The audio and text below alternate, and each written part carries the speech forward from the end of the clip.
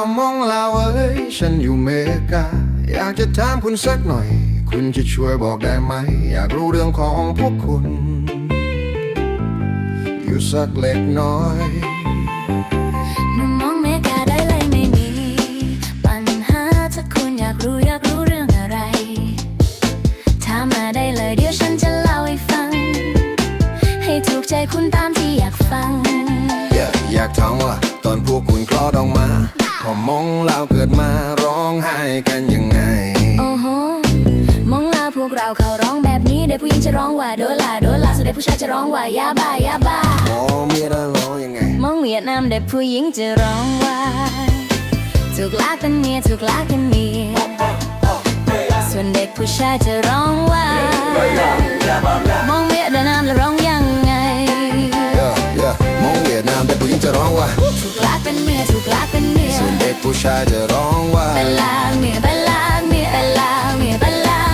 อยากกินจริงๆแล้วมองไทยล่ะร้องยังไงอยากกินจริงๆแล้วมองไทยล่ะร้องยังไงกรุงเทพเด็กผู้หญิงจะร้องว่าแค่กรุงเทพ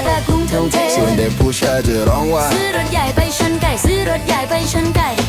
คุณนี่ตอบเก่งจริงๆถูกใจฉันมากเลยสาวมองเราแล้วยังไงแล้วพวกคุณที่อยู่เมกาลองเล่าให้ฟังหน่อยว่าร้องยังไงโอ้ถ้าคุณอยากรู้เดี๋ยวฉันจะเล่าให้ฟังเด็กผู้หญิงจะร้องว่าเมกาขาวคนดำส่วนเด็กผู้ชายจะร้องว่าโอ้คุณก็เก่งตอบจริงๆหนุ่มมองเมกาก็พูดมากสาวมองเราคุณก็เช่นกันเดี๋ยวพวกเราคุยกันใหม่คราวหน้าสาวมองเราฉันอยู่เมกาอยากจะถามคุณสักหน่อยคุณจะช่วยบอกได้ไหมอยากรู้เรื่องของพวกคุณอยู่สักเล็กน้อยหนุ่มมองเมกาได้เลยไม่มีปัญหาถ้าคุณอยากรู้เรื่องอะไรถามมาได้เลยเดี๋ยวฉันจะเล่าให้ฟังให้ถูกใจคุณตามที่อยากฟังต้องแค่โอเคบายบาย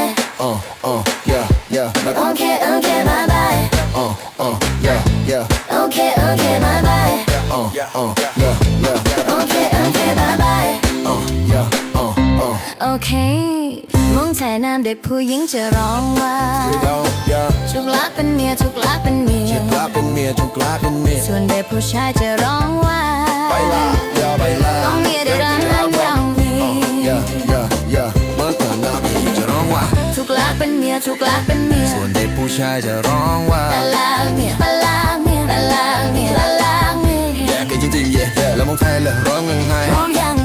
แย่กันจริงๆแล้วมองไทยเลยร้องยังไงมองไทยเด็กผู้หญิงจะร้องว่าไอ้ยากรุงเทพ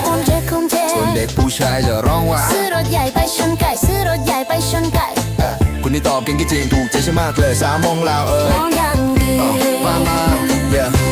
พวกคุณที่อยู่เมกาลองเล่าให้ฟังหน่อยว่าร้องยังไงโอ้ถ้าคุณอยากรู้เดี๋ยวฉันจะเล่าให้ฟังเด็กผู้หญิงจะร้องว่าเมกาขาวคนดำส่วนเด็กผู้ชายจะร้องว่า